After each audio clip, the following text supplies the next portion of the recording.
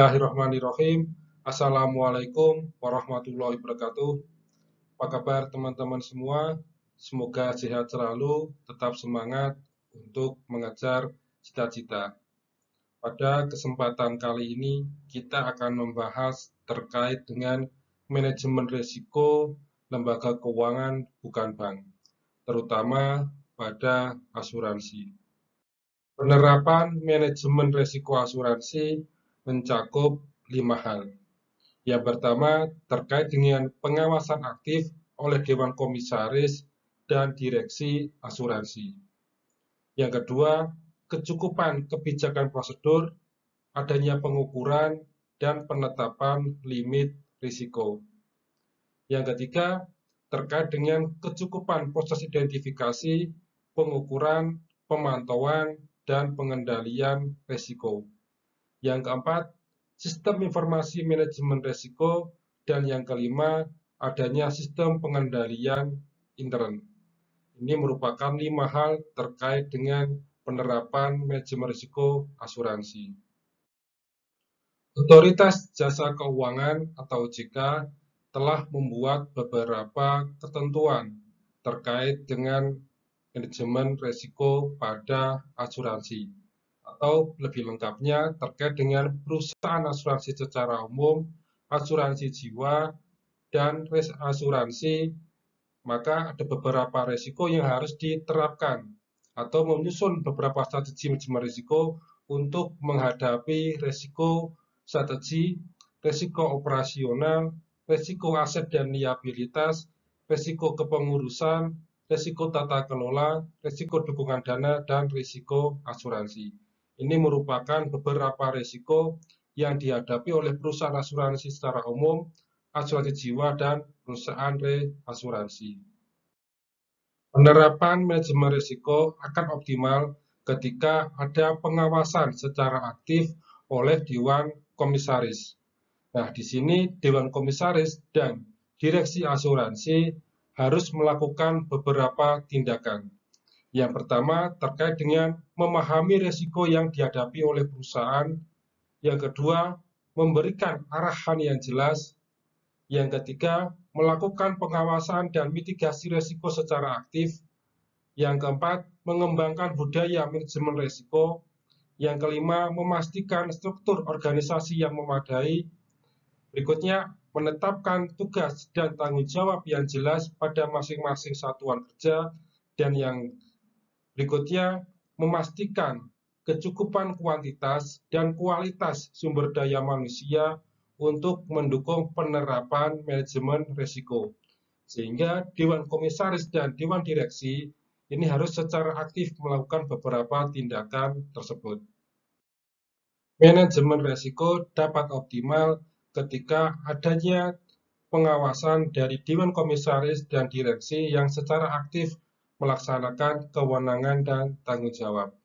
Nah, berikut merupakan wewenang dan tanggung jawab dari Dewan Komisaris. Yang pertama adalah mengarahkan dan menyetujui kebijakan manajemen risiko termasuk strategi dan kerangka manajemen risiko yang ditetapkan sesuai dengan tingkat risiko. Yang kedua, mengevaluasi kebijakan dan strategi manajemen risiko. Yang ketiga, mengevaluasi pertanggungjawaban direksi ketika memberikan arahan terkait dengan perbaikan secara berkala. Yang keempat, membentuk Dewan Komite Pemantau Risiko dalam membantu Dewan Komisaris memantau pelaksanaan manajemen risiko. Sehingga manajemen risiko akan optimal ketika wewenang dan tanggung jawab Dewan Komisaris dijalankan dengan tepat. Terkait dengan wewenang dan tanggung jawab Dewan Direksi, yang pertama, menyusun kebijakan dan kerangka manajemen risiko secara tertulis dan komprehensif. Yang kedua, menyusun dan menetapkan kebijakan strategi dan kerangka manajemen risiko. Yang ketiga, menyusun dan menetapkan mekanisme persetujuan transaksi termasuk limit. Yang keempat, mengevaluasi dan membuat pengkinian kebijakan strategi dan kerangka manajemen risiko. Yang kelima, memiliki pemahaman yang memadai terkait dengan risiko yang melekat. Yang keenam, menetapkan struktur organisasi, wewenang, dan tanggung jawab pada masing-masing jenjang jabatan.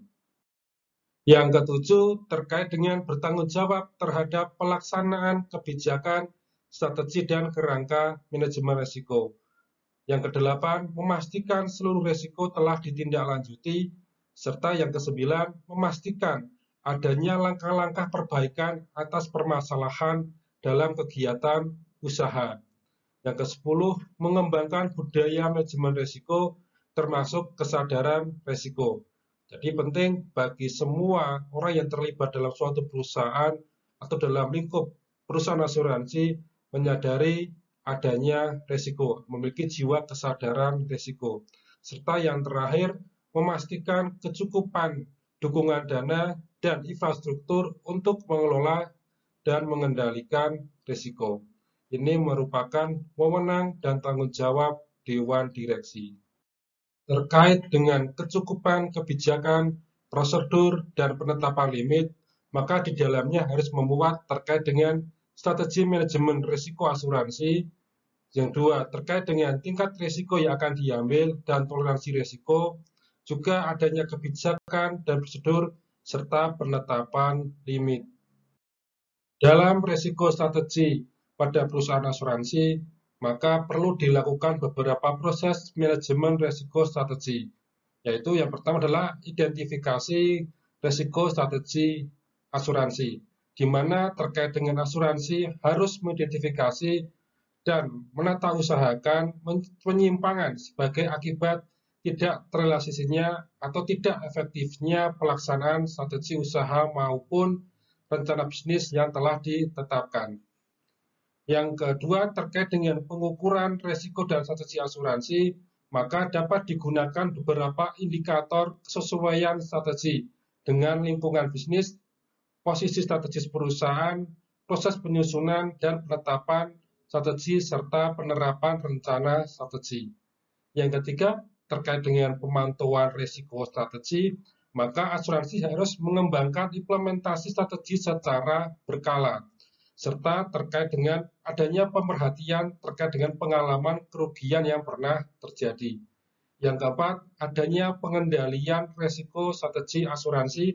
Hal ini harus memiliki sistem dan terkait dengan pengendalian untuk memantau pelaksanaan strategi pengambilan keputusan serta merespon perusahaan pesaing.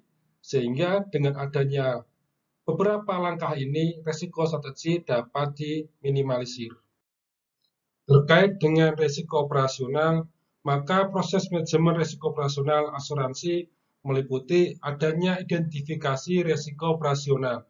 Nah, identifikasi ini terkait dengan struktur organisasi, terkait dengan karakteristik pemegang polis asuransi, terkait dengan desain implementasi, serta terkait dengan sistem yang digunakan, serta terkait dengan lingkungan eksternal, tren bisnis, struktur pasar, termasuk dengan kondisi sosial politik. Yang kedua, adanya pengukuran risiko operasional. Hal ini berarti digunakan sebagai indikator ukuran dan struktur organisasi yang terkait dengan SDM, pengembangan bisnis baru, serta penggunaan jasa pihak ketiga. Pada pemantauan risiko, maka asuransi harus memantau risiko operasional secara berkelanjutan terkait dengan operasional yang telah dijalankan, sehingga kerugian dapat diminimalisir, serta ada penyediaan laporan secara berkala. Sedangkan pada pengendalian risiko, maka asuransi harus memiliki sistem dan pengendalian untuk memantau pelaksanaan strategi pengambilan keputusan bisnis dan respon dari perusahaan terhadap perubahan yang ada atau perubahan yang terjadi. Nah, ini merupakan proses manajemen risiko operasional pada perusahaan asuransi.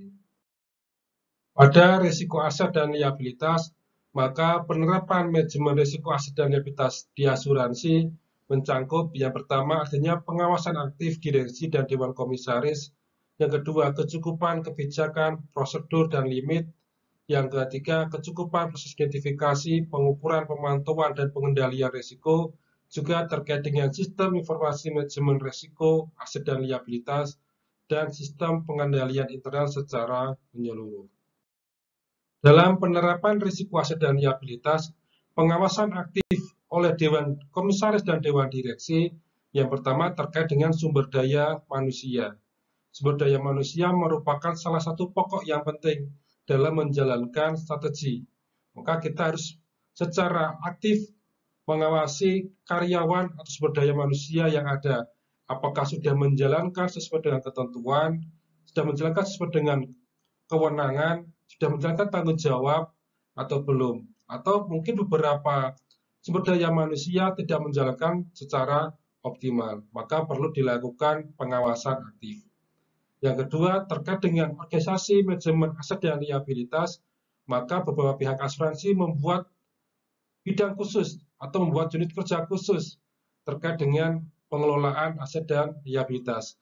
Sebagai contoh, adanya pengelolaan aset pada investasi yang berbeda atau beberapa aset diinvestasikan di beberapa jenis investasi, sehingga ketika terjadi kerugian tidak akan berdampak terlalu besar. Juga terkait dengan kecukupan kebijakan prosedur dan limit, maka perusahaan asuransi harus membuat strategi manajemen risiko, di mana pembuatan strategi secara umum harus sesuai dengan risiko yang dihadapi, yaitu di sini adalah terkait dengan risiko aset dan liabilitas. Yang kedua, adanya kebijakan dan prosedur, sehingga langkah atau beberapa cara yang dilakukan sudah ada ketetapannya, baik sumber daya manusia maupun Dewan Komisaris dan Direksi akan tahu langkah-langkah apa saja yang harus dilakukan. Dan yang ketiga, terkait dengan penetapan limit.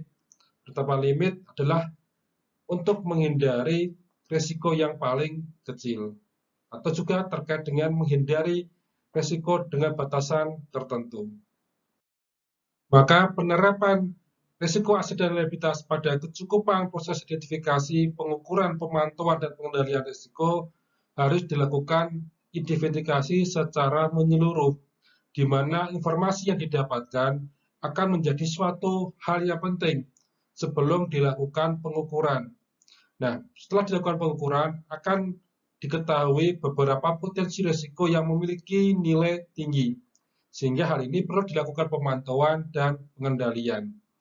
Pada sistem informasi manajemen risiko aset dan liabilitas juga terkait dengan sistem pengendalian internal secara menyeluruh, bukan hanya pada salah satu bidang saja.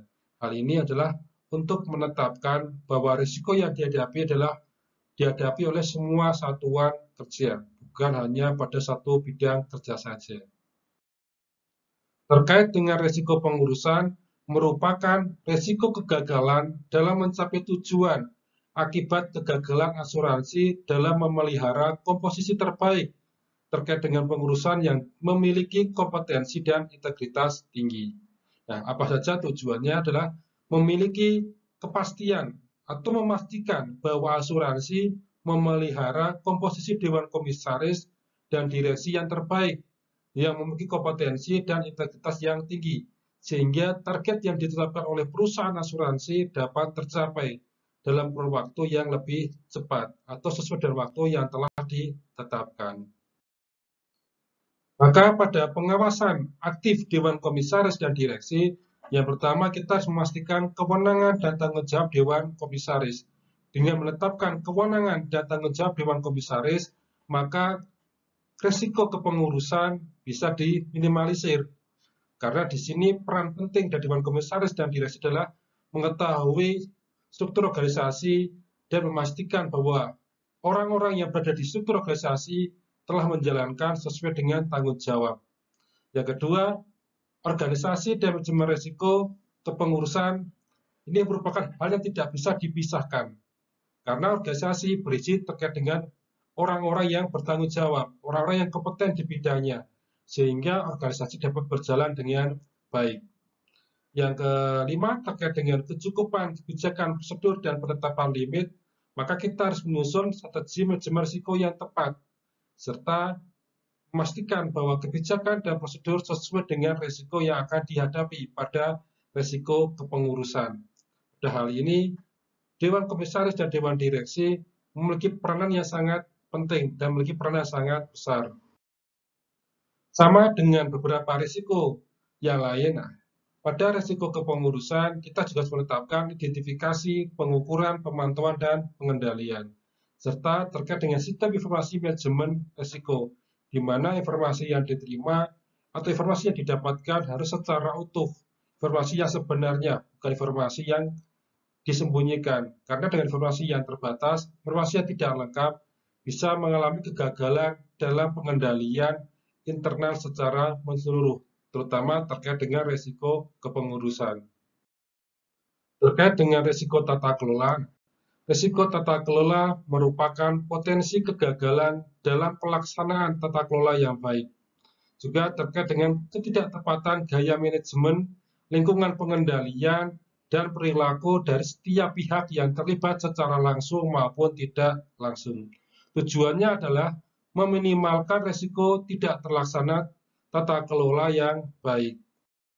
Pada kecukupan kebijakan, prosedur, dan penetapan limit, maka strategi manajemen risiko harus dijalankan atau harus disusun secara tepat. Serta terkait dengan kebijakan dan prosedur, maka asuransi harus memiliki sistem yang dapat mengidentifikasi, menilai, dan mengukur kecukupan dan efektivitas penerapan tata kelola di asuransi. Terkait dengan limit, maka asuransi harus menentukan atau harus ditentukan berdasarkan self-assessment yang dilakukan oleh asuransi.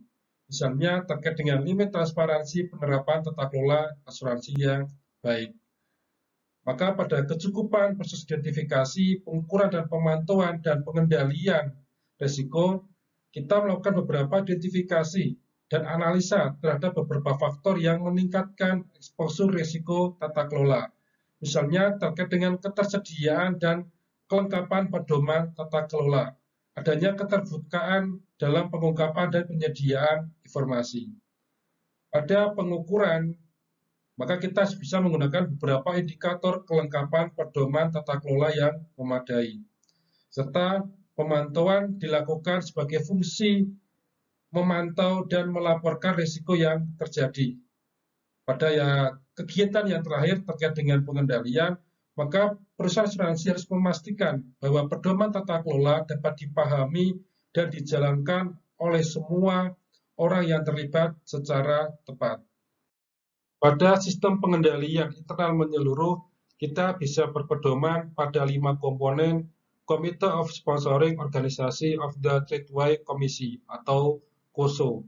Komponen itu terdiri dari lingkungan pengendalian, penilaian, prosedur pengendalian, pemantauan, dan yang terakhir adalah informasi risiko dan komunikasi. 5 komponen ini bisa dijadikan pedoman pada pengelolaan risiko tata kelola. Pada risiko dukungan dana atau permodalan merupakan risiko yang muncul akibat ketidakcukupan dana atau modal asuransi, termasuk kurangnya akses tambahan dana atau modal dalam menghadapi kerugian atau kebutuhan dana atau modal yang tidak terduga. Tujuannya adalah untuk memastikan bahwa proses manajemen risiko dapat meminimalkan kemungkinan asuransi memiliki kemampuan pendanaan yang lemah dan tambahan pendanaan yang rendah, sehingga asuransi tidak dapat menyerap kerugian tidak terduga. Pengawasan aktif dari direksi dan dewan komisaris, maka terkait dengan kewenangan dan tanggung jawab dewan komisaris dan direksi, di antaranya adalah terkait dengan menyusun kebijakan manajemen risiko untuk memuat strategi dan kerangka risiko secara tertulis dan komprehensif. Juga terkait dengan memiliki pemahaman yang memadai mengenai risiko yang melekat. Juga menetapkan sistem prosedur kepatuhan untuk menyusun ketentuan dan pedoman internal perusahaan. Juga terkait dengan meminimalkan risiko dukungan dana perusahaan. Serta beberapa langkah dilakukan dalam menyusun kecukupan kebijakan, prosedur, dan penetapan limit. Pada kecukupan proses identifikasi, pengukuran, dan pemantauan, serta pengendalian, maka yang pertama adalah terkait dengan identifikasi risiko. Identifikasi ini dilakukan serta menganalisa faktor yang bisa meningkatkan eksposur risiko terkait dengan dukungan dana. Sebagai contoh, seperti jumlah yang kerugiannya tidak terduga terkait dengan produk dan keragaman aktivitas yang dilakukan. Yang kedua, adanya pengukuran risiko. Alat pengukuran risiko dukungan dana adalah memakai indikator kemampuan pendanaan asuransi yang lemah dan tambahan pendanaan asuransi yang rendah. Misal, nilai risiko 0 sampai dengan 1 untuk tingkat risiko yang rendah. Nilai 1 sampai dengan 5 atau 1,5 untuk tingkat risiko yang sedang. Sedangkan 2 sampai dengan 3 merupakan tingkat risiko yang tinggi dan 3 sampai dengan 4 merupakan tingkat risiko yang sangat tinggi. Maka ada beberapa pemantauan yang dilakukan. Pemantauan itu terkait dengan kualitas dan kecukupan sumber dukungan dana, serta pengendalian dilakukan dengan penilaian, di mana penilaian manajemen risiko dinilai secara internal atau dilakukan secara relevan oleh unit manajemen risiko. Di sini terkait dengan risiko dukungan dana bisa diminimalisir atau bisa diantisipasi dengan beberapa langkah tersebut. Alhamdulillah, kita telah mempelajari penerapan manajemen risiko di perusahaan asuransi. Mudah-mudahan apa yang kita pelajari pada sesi kali ini bisa bermanfaat untuk masa depan. Terima kasih. Alhamdulillah. Wassalamualaikum warahmatullahi wabarakatuh.